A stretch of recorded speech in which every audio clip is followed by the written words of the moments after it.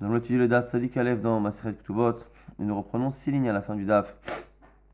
Tzadik Amud Bet, Vehane Tanae, Kiane Tanae. On avait vu déjà une première marloquette entre Ben Nanas et Rabbi Akiva sur ce qu'on appelle Achad Bechayav, Achad Bemoto.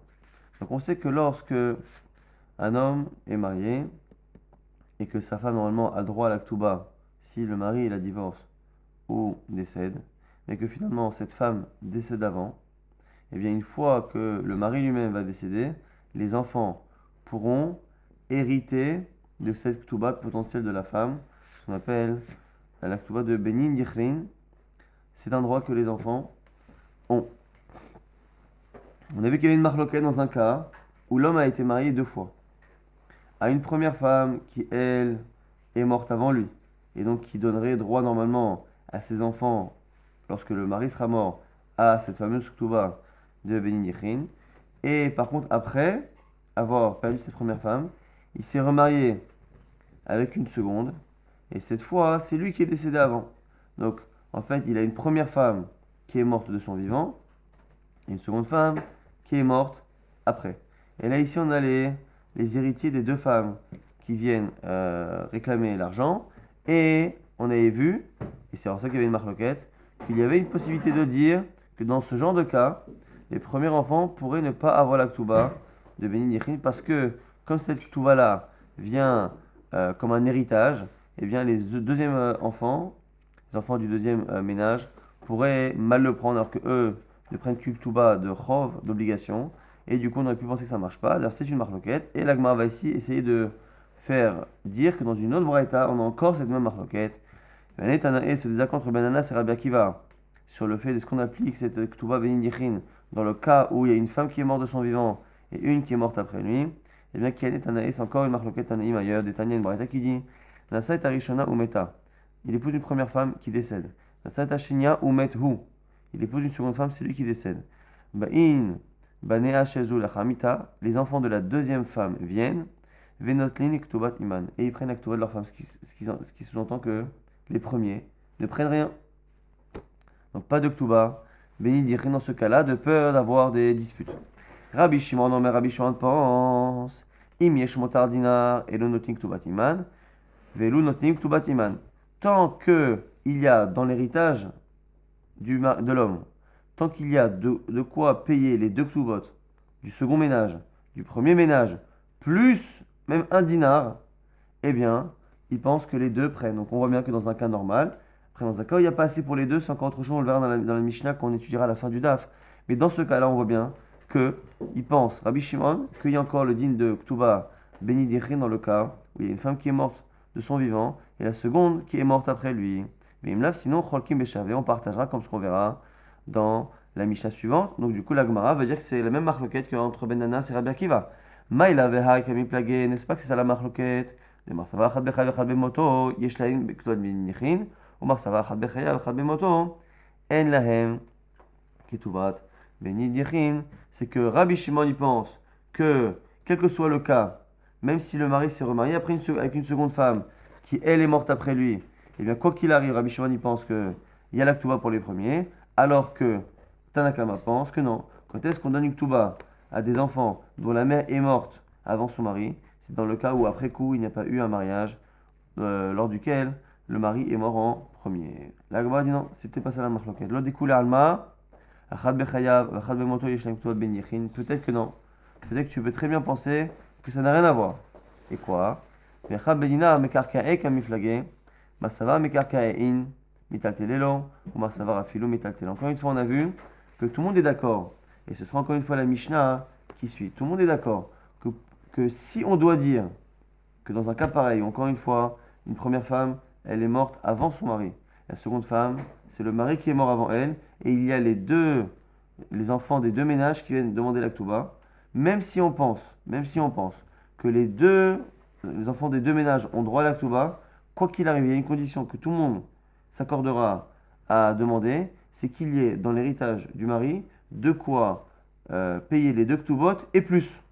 Si il y a de quoi payer les 2 Ktubot juste, il ne reste pas un centime, pas un dinar, ou qu'il n'y a même pas assez, eh bien tout le monde est d'accord qu'on n'appliquera pas ce principe et qu'on met tout au milieu et que l'on partage. Donc du coup, vient nous dire ici la Gemara qu'il se peut que la marloquette entre Tanakama et Rabbi Shimon ne soit pas liée à la marloquette Rabbi Akiva et Ben Anas de manière générale. Est-ce que les premiers enfants ont une Ktuba de manière générale ou pas? C'est peut-être qu'on est dans un cas où il reste un dinar, mais que ce dinar-là, il a un statut spécial qui fait que l'un le reconnaît et l'autre ne le reconnaît pas. Si tu reconnais ce dinar en plus, ben tu appliques le principe. Si tu ne le reconnais pas, parce qu'il a une condition qui n'est pas appliquée, si tu ne le reconnais pas, c'est comme s'il n'y avait pas un dinar en plus. Et s'il n'y a pas un dinar en plus, tout le monde est d'accord qu'on n'applique pas ce principe-là. Et là, c'est ici qu'on va avoir quelques pshatim différents. Premier pshat, c'est que ce dinar-là, il est non pas en bien immobilier, mais il est en bien mobilier. Et peut-être que la marloquette ici, Tanakama, Rabbi Shimon, qu'on verra, qui ressemble à ce qu'on verra dans la suite de la Mishnah à la fin du Daf, c'est ça la marloquette. C'est quoi? C'est qu'en fait, il y en a qui pensent que la seule manière de faire en sorte qu'on puisse donner la Ktuba aux enfants des deux ménages, c'est qu'il reste de l'argent en plus dans l'héritage, mais que cet argent soit sous forme de bien immobilier. Si c'est un bien mobilier, c'est une marloquette. Et c'est là qu'on a une marloquette Rabbi Akiva et Tanakama et Rabbi Shimon. Celui qui pense que ça marche, il pense que même les biens mobiliers peuvent servir d'héritage pour pouvoir appliquer le din. Et l'autre pense que non, il faut que ce soit des biens immobiliers. La Gemara objecte. Pourquoi? Comment tu peux dire que c'est Rabbi Shimon? Pour dire ça, il faudrait dire que Rabbi Shimon, qui pense qu'il a la Ktuba, c'est Rabbi Shimon qui penserait que c'est le surplus qu'il doit y avoir dans l'héritage, il peut être à la fois en bien mobilier et à la fois en bien immobilier. Manque de chance. La fameuse Mishnah dont je vous parle à la fin du Daf, elle dit exactement l'inverse. C'est un Nakama qui pense ça, et c'est Rabbi Shimon qui est strict. Pourtant on a dit, Rabbi Shimon Omer, à la fin du Daf on a dit, Afilu im yesham nechassim she'en lemachariyut einan klum, ad sheyesham nechassim she'en lemachariyut yeter al yeshite ktubot dinar. Ce qu'on a dit dans la Mishnah à la fin du Daf, ce qu'on va dire, qui dit que pour pouvoir donner la ktuba aux deux, aux enfants du premier ménage dont la mère est morte avant le père, et aux enfants du second ménage, il faut qu'il y ait dans l'héritage du père de quoi payer les deux ktubot et plus.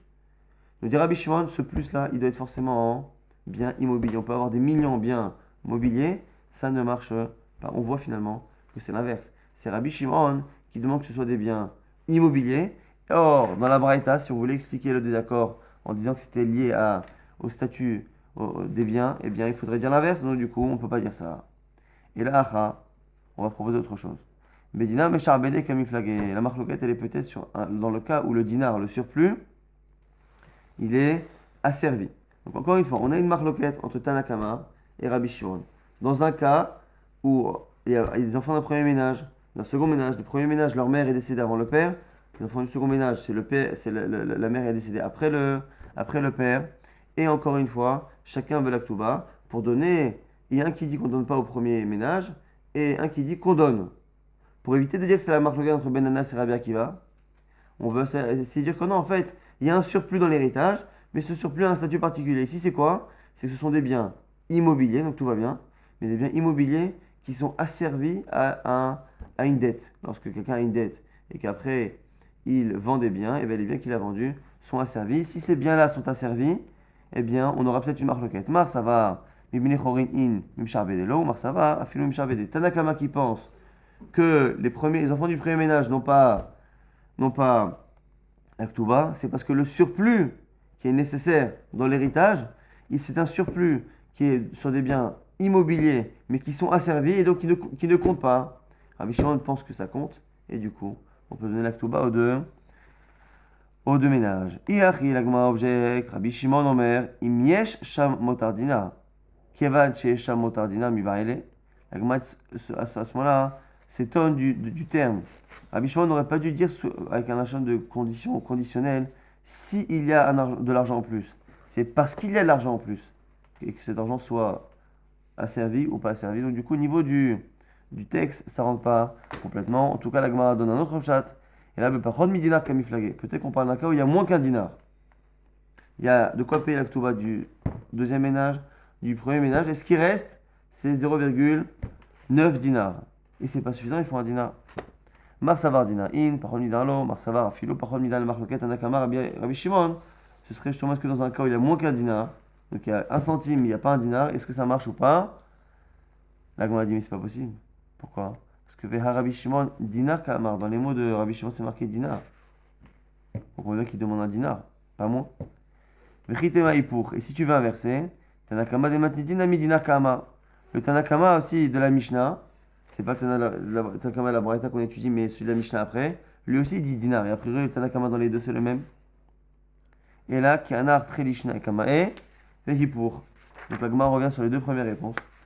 Et dit qu'il faut inverser. C'est-à-dire, on a une première réponse qui voulait dire que finalement, la marloquette de la Braïta, c'est une marloquette. Est-ce que lorsque les biens qui sont en plus dans l'héritage, en plus des deux sommes des deux ktubot, quand ces biens sont des biens mobiliers, est-ce qu'on applique ce principe-là de la ktuba de Beni Yechin sur le premier ménage?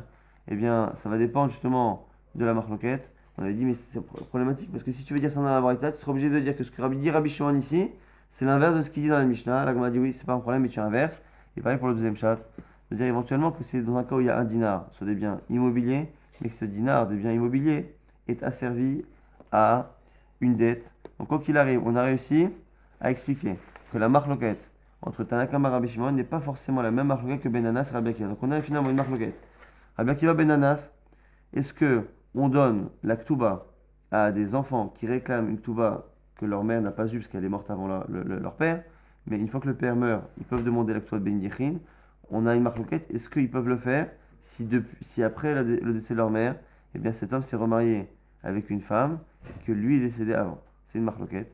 Sur Rabbi Akiva et Ben Anas. Maintenant, même si on part du principe qu'on est selon l'avis qui pense que oui, il y a une ktuba, il y a des conditions, et là-dessus, on a éventuellement une marloquette. Soit une marloquette, est-ce que ces biens peuvent être... On a une marloquette sûre en fait. Si on peut le faire avec des biens mobiliers ou pas. Marloquette Rabbi Shimon et Tanakama. Rabbi Shimon pense qu'il faut que ce soit des biens immobiliers, alors que Tanakama pense que même des biens mobiliers. Et après, on a éventuellement une marloquette dans le cas où ce dinar-là, il est un bien immobilier, mais qu'il est asservi à une dette. Amar Marzoutra, Mishmei de Rav Papa. On enseigne l'alacha nom de Rav Papa. Ilcheta, achad bechayev, achad bemoto. Yesh lahem ktuat benid yechin. L'alacha est, finalement, que dans un cas comme ça, où la première femme est morte avant le mari et que la deuxième femme est morte après son mari, eh bien, les enfants des deux ménages peuvent réclamer la ktuba de leur mère. C'est comme ça l'alacha. Uktuba na'asid motar, lecha verta. Et on a dit, on s'était posé la question, on avait déduit ça de la Mishnah, que la ktuba, elle crée un motar, un reste pour la chaverta. C'est-à-dire que on a dit que lorsque donc le premier ménage prend sa ktuba, c'est une marloquette, on a dit, mais à la finalement, c'est que les premiers enfants peuvent réclamer la ktuba. Si l'héritage maintenant, il est assez important, mais que la ktuba des premiers enfants, de la mère des premiers enfants, est très très importante, au point que si on donne la ktuba au deuxième ménage et au premier, il ne reste quasiment plus rien, et donc finalement ils ont... C'est ktuba Beni Yechin, c'est une takanat chachamim. La question c'est est-ce que la takanat chachamim, elle va jusqu'à grignoter 99% de l'héritage, et on voit que oui, c'est que si la ktuba du premier ménage est très importante et qu'il ne reste quasiment rien finalement de l'héritage, eh bien ça marche. Il faut juste qu'il reste un dinar. Mais au final, c'est la ktuba du premier ménage qui va laisser un reste pour le second ménage. Donc c'était une marloquette, mais on voit que si la lacha est comme ça. L'agma maintenant objecte sur la nécessité de dire les deux à la chot. Bish la ma'ishmaïna nachad bechav bemoto. Yishnaim ktuba ben yichin, bela shmaïna ktuba nasi yonta la chaverta. Si tu m'enseignes la première à la sur la deuxième, ça va. Avamina, ika motardina in, ilolo. Et là, l'ishmaïnan, ktuba nasi mota la chaverta. Et ana yadana, mishum nachad bechayav, achad bemoto, yishlaim ktuba ben yichin. Mais la deuxième halakha. La deuxième halakha qui dit que la ktuba du premier ménage, lorsqu'ils la prennent, eh bien, ils peuvent grignoter jusqu'à tout l'héritage que les enfants du second ménage ne toucheront pas. Si tu sais que le premier ménage, lorsqu'il prend la ktuba, il peut prendre même une somme qui est énorme, tu sais très bien à la base que déjà on a tranché que lorsqu'il y a deux ménages qui viennent réclamer, dont le premier, dont la mère est morte avant le père, eh bien, ils peuvent toucher une ktuba, puisque tu es en train d'apprendre que cette ktuba-là, elle peut grignoter tout l'héritage. Donc la deuxième halakha inclut la première. Là, il m'a dit non, Yashma'inan. Ava Amina, Kegon, Shenasa, Shalosh Nashim, ou Metu Shtaim Bechadia Vechad Bemoto. J'aurais pu penser que non. que tu aurais pu dire que cette histoire-là, que le premier couple, le premier enfant du ménage, le premier ménage peuvent réclamer la Ktuba, c'était dans un cas particulier. Bon, un homme a épousé 3 femmes, dont 2 femmes qui sont mortes de son vivant. Puis il a épousé une 3e femme, Vehar Demaït la Hamita, la 3e femme qu'il a épousée après, et qui par contre, elle, l'a survécu. Yoledet Nekevahi, son enfant à elle, à la 3e, est une fille, donc une fille qui n'hérite pas. Vela Batirushahi, pas d'héritage. Et donc quoi? Et j'aurais dit du coup, c'est peut-être que dans ce cas-là, où les enfants, ici, des premiers ménages, eh bien, ils peuvent prendre Ketouat Benidichin. Pourquoi? Parce que même si la Ketouva qu'ils prennent, elle est midine, elle a un statut de Yerusha d'héritage, eh bien, la fille du troisième ménage ne peut pas mal prendre le fait que les premiers enfants prennent un héritage, qu'elle, en tant que fille, quoi qu'il arrive, ne rentre pas dans l'héritage. On aurait pu penser que c'est que dans ce cas-là qu'on donne la Ketouva aux premiers enfants des premiers ménages, qu'un machma que non, que même lorsque les enfants de la nouvelle femme ont un héritage, ils peuvent mal le prendre, eh bien on pense comme ça. Et on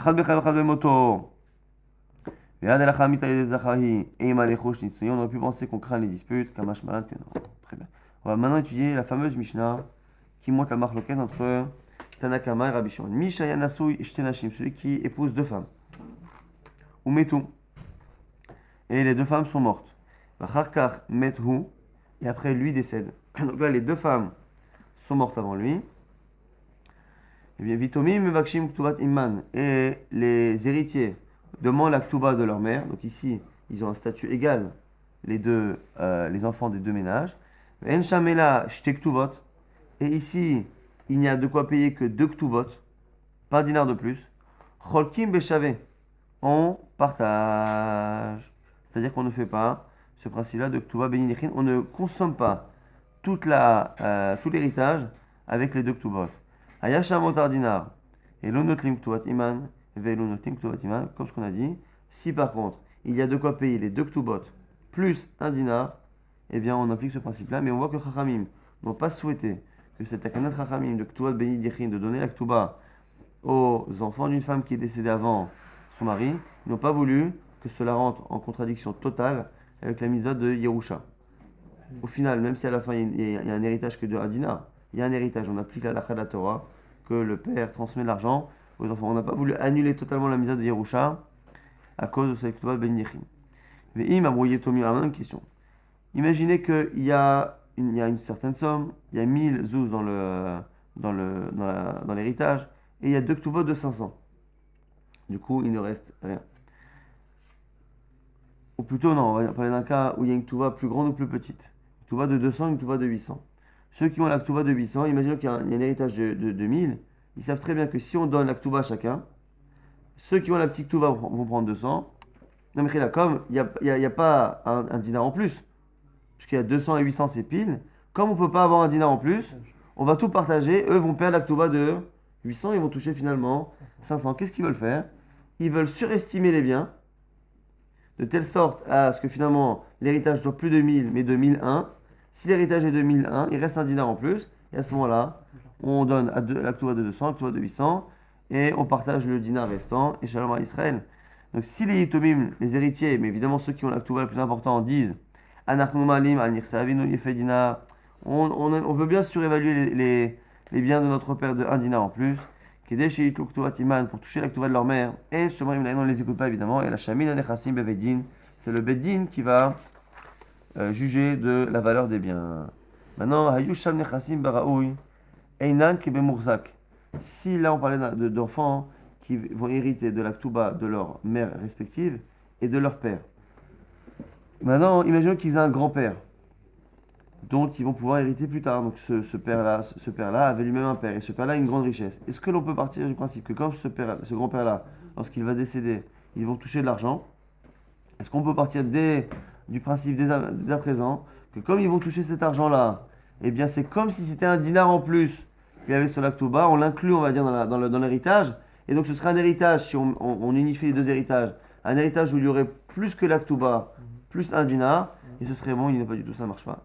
C'est pas Kébé Mourzak, le grand-père n'est pas encore mort. Rabbi Shimon pense, Afilou yesh sham nechassim shelem hariut, enan klom hasham nechassim sheyesh lahem hariut, yoter al shte ktuvot dinar.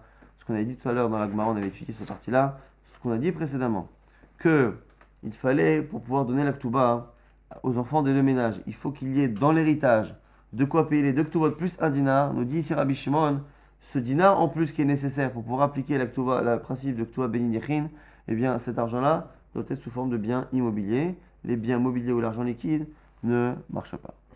Tano Rabbanan, la Gemara maintenant va dire clairement ce qui n'est pas marqué dans la Mishnah, mais nous le dit clairement dans la Braïta, que ce principe-là de Ktuba Benin Yechin, ça marche même si les deux Ktubot n'ont pas la même valeur. Lazo Elef, et Lazo Chamesh Meot. Pour cette femme-là, il y avait une Ktuba de 1000, pour l'autre de 500. Imiesh Shamotar Dinar et Lunotlim Ktubat Iman, Velunotlim Ktubat Iman. S'il y a en tout 1501 dinars ou plus, chacun prend sa Ktuba, celle de 1000 et celle de 500. Et Imlav, s'il y a 1500 dinars ou moins, Yachlekou Beshavé, on partage tout. Maintenant, la Gemara va poser une question. Pshita, Merobin Benit Ma'atou. Il est évident que des biens qui avaient la valeur. Donc imaginez encore un cas pareil. On a une Ktuba de 500, une Ktuba de 1500, de 1000, j'aurais mis là, donc 1000 et 500. Et on a des biens qui valent un héritage qui vaut 1501 dinars. Donc il y a de quoi payer les deux Ktubot plus un dinar, tout va bien. Donc ça c'est au moment du décès. Et entre le moment du décès et le moment où on commence à payer, eh bien les biens ont perdu de leur valeur. Et ils sont passés de 1501 à 1499. Et là, du coup, si à 1499, il n'y a plus de quoi payer les deux Ktubot. Il n'y a plus de quoi payer les deux Ktubot avec un restant. On partage. Et du coup, ceux qui ont la Ktubot de 1000, ils ne sont pas contents, les pauvres. Parce qu'ils devaient avoir 1000. Et au final, en quelques jours, ils ont perdu. Et ils n'ont que un peu moins de 750. C'est encore 9. Donc, nous dit Silagma, c'est pas chaud que Gvazachou Bahen Yorshim. Il est évident que si, au départ, au moment du décès, eh bien, les biens avaient une certaine valeur, eh bien, c'est comme s'ils avaient déjà le droit à cette Ktuba 2000, et c'est pas parce que les biens ont perdu leur valeur que ça change quelque chose. Maintenant, Mourati Benitrabo, ou l'inverse. L'inverse. On a des biens qui, au moment du décès, valent 1499, donc il n'y a pas de quoi payer les deux Ktubot.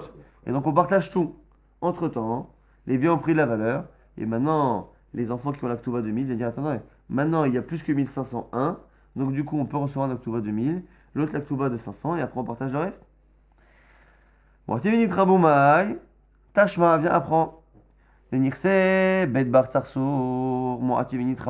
histoire comme ça, avec les biens de Bar Tsarsour, qui avait moins que la valeur des deux Ktubot, et qui a fini par dépasser cette valeur. Et tous les camés de Rav Amram, ils sont partis voir Rav Amram.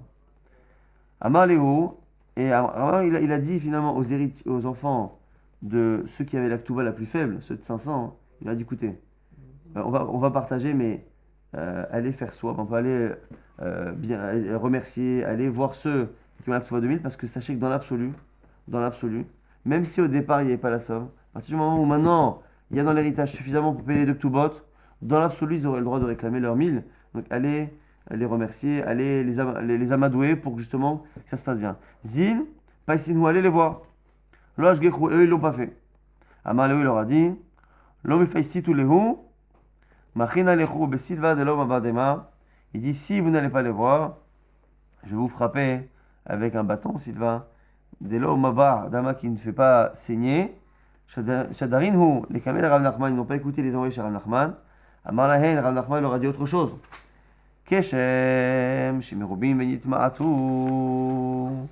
Zachou Bahen Yorshim, Kach Moati Venit Rabon, Zachou Bahen Yorshim. Nous dit Rav Nachman que non. De la même manière que si au début, il y avait de quoi payer les deux Ktubot, eh bien, ceux qui ont droit à la Ktuba la plus importante ont droit maintenant à leur Ktuba, même si les biens ont perdu de leur valeur. Eh bien, de la même manière, à l'inverse, lorsque les biens à la base n'avaient pas la valeur nécessaire pour payer les deux Ktubot, eh bien, ceux qui avaient la Ktuba la plus faible ont eu le droit maintenant de couper l'héritage en deux. Et c'est pas parce que les biens ont repris leur valeur que ça va changer quelque chose. Donc finalement, on ne tient pas compte du changement de valeur. Et l'agma donne un siman mémotechnique pour se rappeler des sujets suivants. Siman, Elef Umea, Miza Biktuva, Yaakov, Zakav Sadota, Bidvarim Asikin. Haou Gavra, Dava Maskebe, Alpha Zouzé. C'est un homme qui devait 1000 zouz. A voulu très appandé. Et il avait deux deux boîtes qui avaient une valeur, il les a vendues. Zabinhu hada bechamesh mea, hada bechamesh mea. Il les a vendus les deux à une valeur de 500. Okay, donc il a vendu des biens à une valeur de 500. Il devait 1000, il les a vendus. Ataba al-khov tarfa le hada minayu. Et enfin, donc il a vendu ces biens-là, mais il n'a pas remboursé. Le Baal Chov, donc le prêteur, qui veut récupérer ses biens, il est parti récupérer ces biens-là chez l'acheteur. Donc il les a pris. Donc il a pris le premier, Adar Katarif Leidar, après il a pris le deuxième. Shakal Alpha Zouzé, Veka Azil Legabé. Maintenant, celui qui a acheté, il voulait récupérer ses biens. Donc l'autre, il avait le droit de les prendre, parce qu'ils étaient asservis, c'était un gage. Mais maintenant, il veut les récupérer. Donc il a pris 1000 zouz, qui est l'argent qui équivaut au bien. Vous allez voir que lui, après, il peut se retourner contre son vendeur, qui était à la base l'endetté. Évidemment qu'il peut, parce que c'est à lui maintenant de payer. Mais en tout cas, lui, le prêteur a le droit d'aller chercher ces biens-là qui étaient engagés. Donc il prend ces biens-là. Celui qui les avait achetés, il veut les garder. Donc il prend 1000 zouz, et il va le voir. Va m'aller lui dit Ish avialach alpha zouzé lehaye veilo shakil alpha zouzé veistalak. Il dit si tu veux garder un des deux objets et dire qu'il vaut 1000 et tu me rends l'autre, ça va. Sinon, je te les rachète avec 1000. Donc racheter avec 1000, c'est logique. Il rachète avec 1000. Donc ça fait la deuxième fois qu'il les paye. Il rachète avec 1000, c'est bien, au prêteur. Et après, une fois qu'il a le document comme quoi on lui a pris ses biens, le prêteur a pris ses biens, il se retourne vers son vendeur qui était l'emprunteur de départ et il va le voir, il dit voilà maintenant écoute, tu m'as vendu quelque chose qui m'a échappé, que j'ai dû racheter une seconde fois à cause de toi, maintenant tu me redonnes cet argent. Ou sinon, mais ce qui est intéressant, c'est la possibilité de départ, c'est est-ce qu'il lui propose de surévaluer le bien. C'était deux biens de 500 zouz, et il dit écoute, si tu veux, je te laisse un des deux, et on dit que ça vaut 1000, mais tu me rends l'autre. Est-ce que ça marche ou pas? La Gemara veut essayer de faire ressembler ça à notre cas chez nous. C'est quoi le cas chez nous? Ça va, Rami Bachama le Meimar. Aïnou Matnitin, c'est comme dans notre Mishnah. Qu'est-ce qu'on a dit dans notre Mishnah? Imamou Yitomim, Areanu Ma'alim Anirsa Avinu Yafedina. Dans le cas où on a des héritiers de deux femmes, un avec une touba, on va dire de 500, l'autre avec la touba de 1000. Mais comme à la fin, dans le total, il y a juste 1500, il n'y a pas 1501 dinars, donc il n'y a pas de quoi donner les deux ktoubot plus un dinar, on peut penser que ceux qui ont la ktouba de 1000 vont proposer de surévaluer leurs biens. Est-ce qu'ils ont le droit de le faire?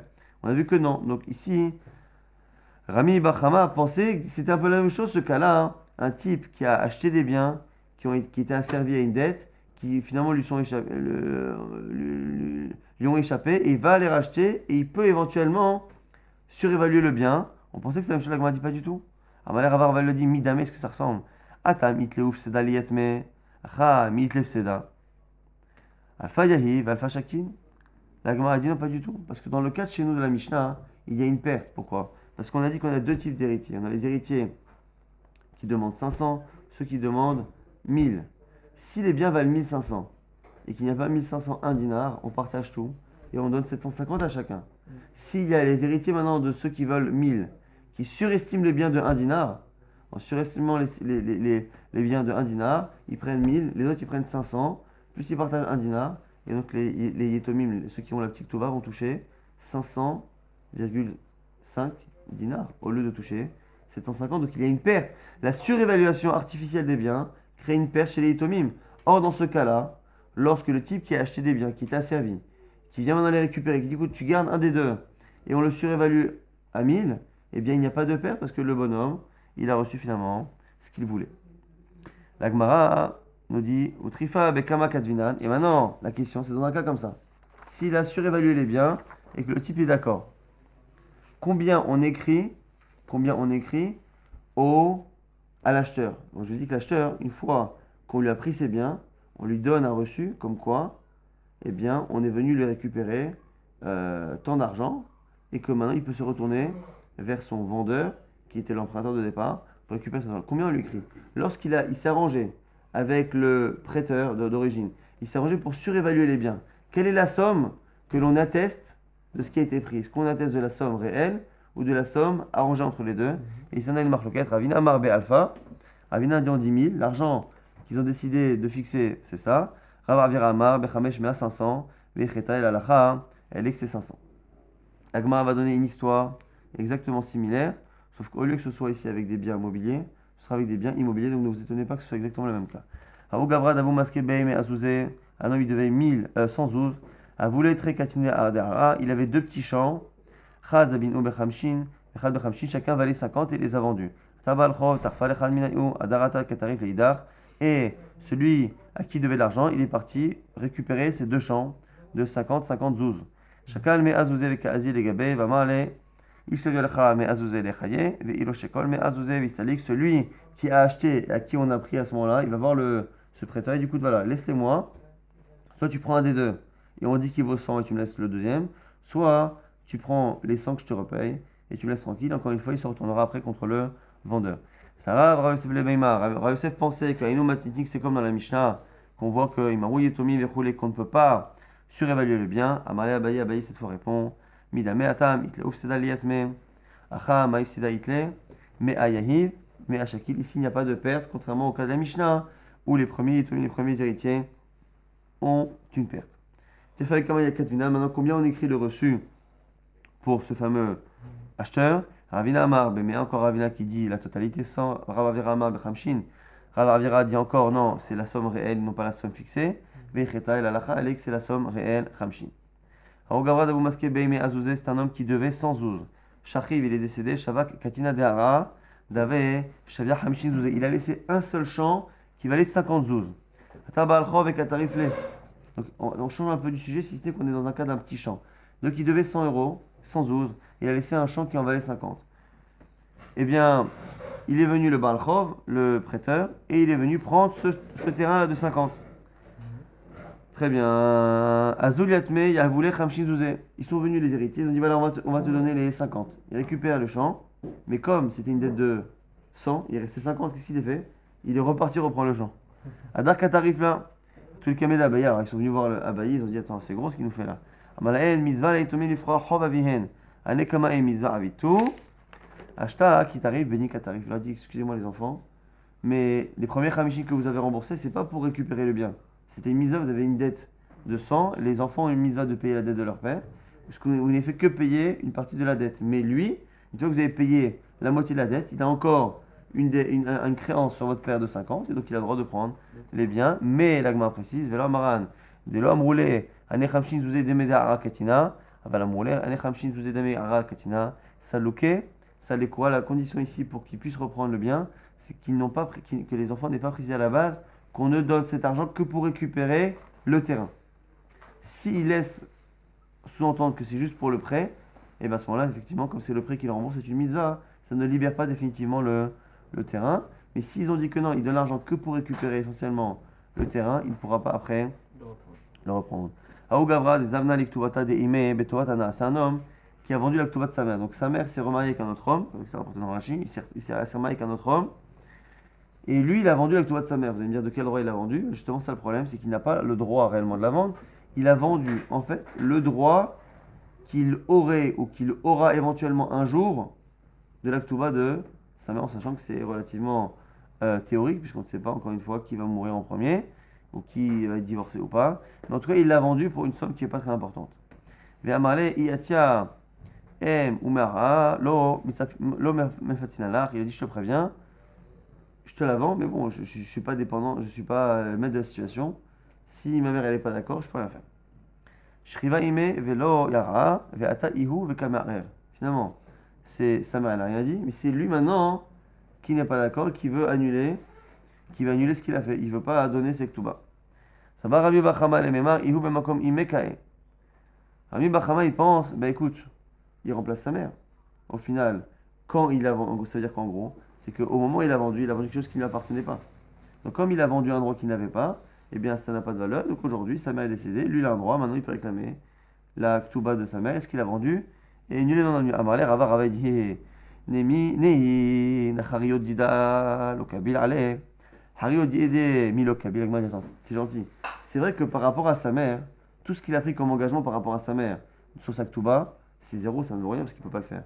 Mais n'empêche que par rapport à l'homme, il a pris un engagement que si à un moment donné il a une ktouba, eh bien, il la lui donne, donc il a qu'à récupérer sa Ketouva et il la donne à cet homme. On voit ici, donc, finalement, selon Rava, cet homme l'a perdu. On voit ici que lorsque quelqu'un a récupéré les biens qui sont asservis, mobilier ou immobilier, eh bien, l'autre peut se retourner vers le vendeur d'origine. S'ils ont surévalué les biens, ce qui est possible, contrairement à notre Mishnah, eh bien, la lacha est, mais si c'était une marloquette, que l'on donnera un reçu en fonction de la vraie valeur et non pas de la valeur qui a été surévaluée. Et on a vu au tout début, encore une fois, du DAF, qu'on avait une marloquette dans le cas où on a une femme qui est morte du vivant et l'autre après. Est-ce que les enfants du premier mariage peuvent toucher la Ketouva de Ben Yechin ou pas? C'est une marloquette. Après, s'ils la touchent, est-ce que c'est que lorsque les biens qui sont en surplus sont des biens immobiliers ou même des biens mobiliers? Et même selon ceux qui pensent qu'il faut que ce soit des biens immobiliers, est-ce que ça marche si les biens sont asservis ou pas? C'est plus ou moins les idées qu'on a vues dans le DAF.